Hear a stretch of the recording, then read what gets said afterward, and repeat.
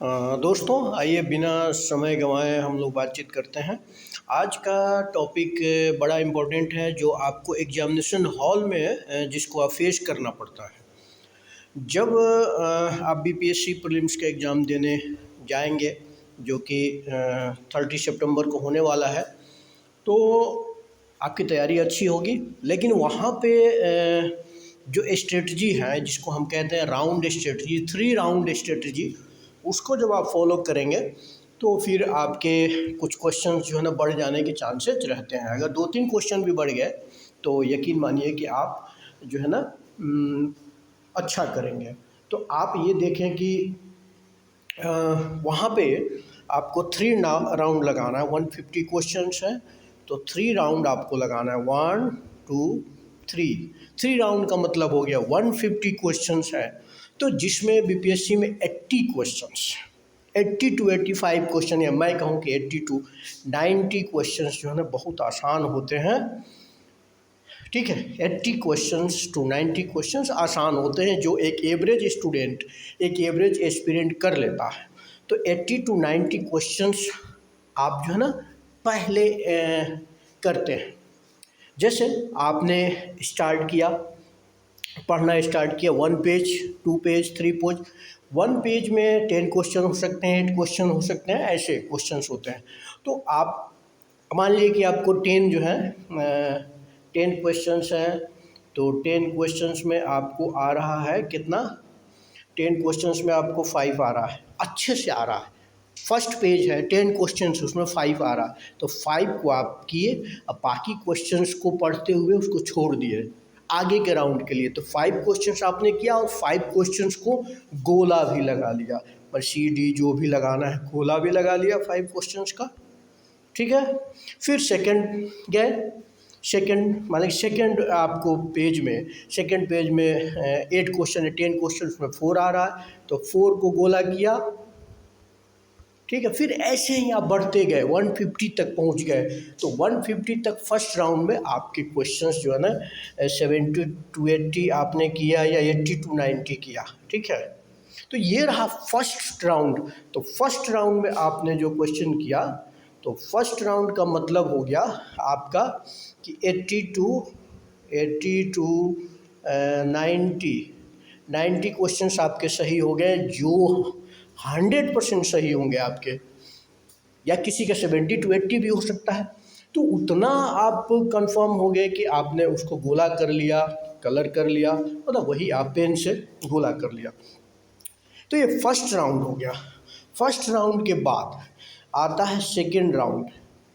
Second round में आपने याद कीजिए, आपने सभी प्रश्न को पढ़ लिया है और आपके दिमाग में जो कन्फ्यूजन वाले क्वेश्चंस हैं, जो एलिमिनेट करने वाले क्वेश्चन है कि बी सी होगा, ए डी नहीं होगा या ई होगा, तो ये दिमाग में चलते रहे। जब सेकेंड राउंड में चलेंगे तो जो कन्फ्यूजन वाले क्वेश्चन जो रहेंगे उसको आप करते जाएंगे। कन्फ्यूजन वाले क्वेश्चंस जो रहेंगे उसको कैसे करेंगे, फर्स्ट स्ट्राइक जो आपके दिमाग में पहले कर रहा था, ठीक है, अब बिना किसी लॉजिक रीजन का आप चेंज नहीं कर सकते उसको। अगर स्पष्ट बाद में क्लियर हो गया कि नहीं, फर्स्ट स्ट्राइक पहला आंसर आपको ए लग रहा है, ठीक है, और बाद में पता चलता है कि ए नहीं होगा, बी होगा, उसका ठोस कोई कारण है, तभी आप चेंज करेंगे। ठीक है, ये मैं बता दूं कि सबका स्ट्रेटजी अलग अलग होता है। इसको ये अमूमन सभी लोग स्ट्रेटजी अपनाते हैं, बाकी आप अपनी सुविधा के अनुसार कैसे भी स्ट्रेटजी अपना सकते हैं, ये आपका अपना तरीका है।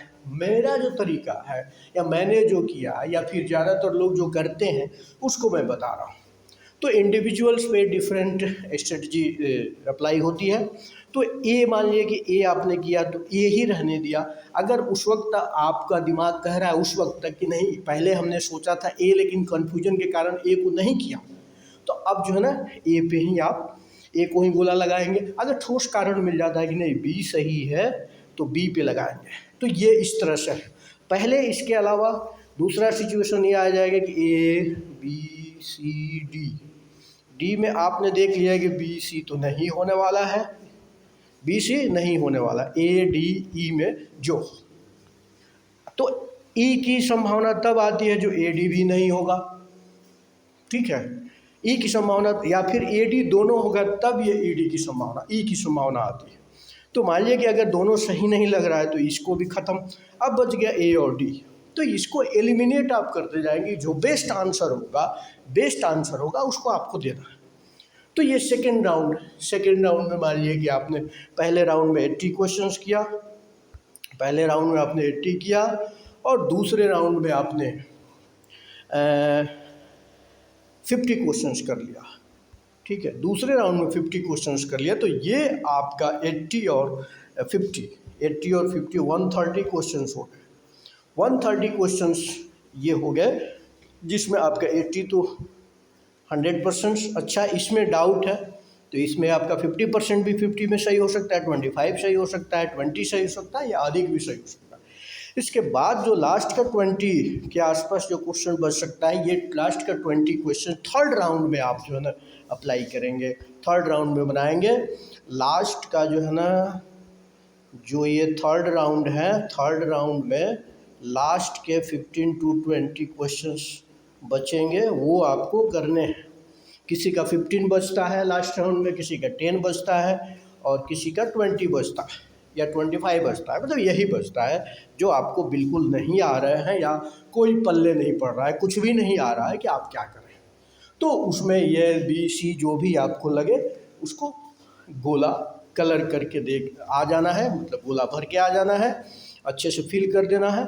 तो ये इसमें भी मान लीजिए कि 3 4 5 सही हो जाएंगे तो आपका ईजिली जो है ना 110 के आसपास मार्क्स आ जाएंगे, जो प्रीलिम्स के आपके कट ऑफ से अधिक होंगे।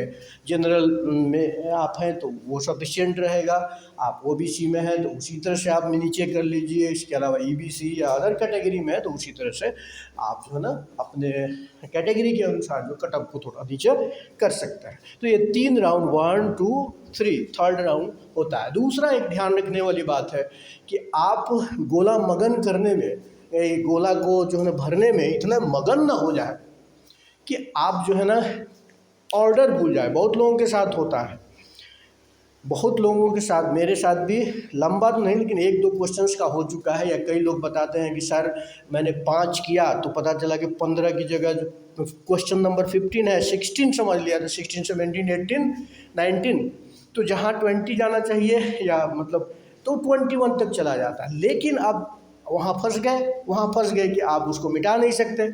तो कृपया करके जब भी गोला करें तो ज़रूर क्वेश्चंस का नंबर देख लें और OMR शीट का नंबर देख लें। तो ये तरीका रहा 3 राउंड वाला। तो मुझे उम्मीद है कि आप सभी को अच्छा लगा होगा। तो ऐसे ही आप स्ट्रेटजी अपना सकते हैं या फिर जो है अपने तरीके से अपना सकते हैं, कोई एक फिक्स फॉर्मूला नहीं है। बहुत बहुत धन्यवाद। सभी लोग पढ़ते रहें, मुस्कुराते रहें।